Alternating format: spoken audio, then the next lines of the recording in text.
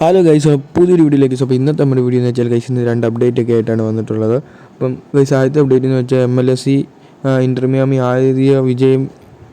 ആദ്യമായിട്ട് വിജയിച്ചിട്ടുണ്ട് ഈ സീസണിൽ. അത് 4-2 ഒരു സൂപ്പർ കംബാക്ക് വിജയം തന്നെയായിരുന്നു.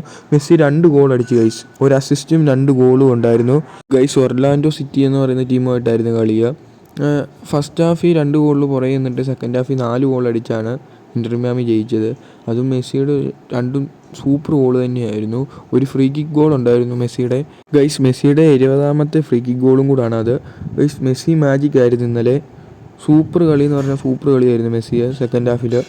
എന്തായാലും ഇതിനെക്കുറിച്ചുള്ള നിങ്ങളുടെ അഭിപ്രായം എന്തായാലും ഒന്ന് താഴെ കമൻറ്റ് ചെയ്യണേ. ഗൈസ് അടുത്ത അപ്ഡേറ്റ് എന്ന് വെച്ചാൽ കേരള ബ്ലാസ്റ്റേഴ്സിൻ്റെ ഡേവിഡ് കറ്റാല പറഞ്ഞതാണ്.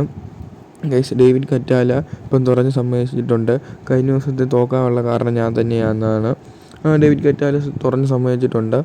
എന്തായാലും ഡേവിഡ് കറ്റാല പറയുന്നതെന്ന് വെച്ചാൽ ഇപ്പം ഞാൻ ഡിഫൻസ് കൂടുതലായിട്ട് ശ്രദ്ധിക്കാൻ പോയി, അതുകൊണ്ടാണ് തോറ്റതെന്നാണ്. ഫോർമേഷൻ കൊള്ളത്തില്ലായിരുന്നു 5 എൻ്റെ പണ്ടത്തെ പഴയ ഫോർമേഷൻ തന്നെ മതിയായിരുന്നു. 4-3-2-1 അതായിരുന്നു തോന്നുന്നു, അല്ല 4-2-3-1 ആയിരുന്നു, അതായിരുന്നു തോന്നുന്നു ഗൈസ്. ആ ഫോർമേഷനായിരുന്നു, അത് മതിയായിരുന്നെന്ന്, അത് മാറണ്ടായിരുന്നെന്നും പറഞ്ഞു. അപ്പം പിന്നെ കറ്റാല പറഞ്ഞതെന്ന് വെച്ചാൽ അടുത്ത ഇതൊട്ട് നമ്മൾ അറ്റാക്കിങ് കൂടുതലായിട്ട് ശ്രദ്ധിക്കുമെന്നാണ് ഡേവിഡ് കറ്റാല പറഞ്ഞത്. അറ്റാക്കിങ് കൂടുതലായിട്ട് ശ്രദ്ധിച്ച് പോവാണ്. പ്ലേയേഴ്സിനെയൊക്കെ ഇനി അറ്റാക്കിങ്ങിലോട്ടുള്ള പ്ലേയേഴ്സിനെ ആയിരിക്കും കൂടുതലായിട്ട് ഇറക്കാനുള്ള സാധ്യതയെന്നാണ് ഇപ്പം പറഞ്ഞത്. അതുപോലത്തെ ഒരു ഫോർമേഷനായിരിക്കും ഇനി ഇടാൻ പോകുന്നതെന്നുമാണ് ഇപ്പം ഡേവിഡ് കറ്റാല പറയുന്നത്. അപ്പം അടുത്ത കളി ഇനിയും ചെന്നൈ FC ആയിട്ട് 7-ാം തീയതിയാണ്.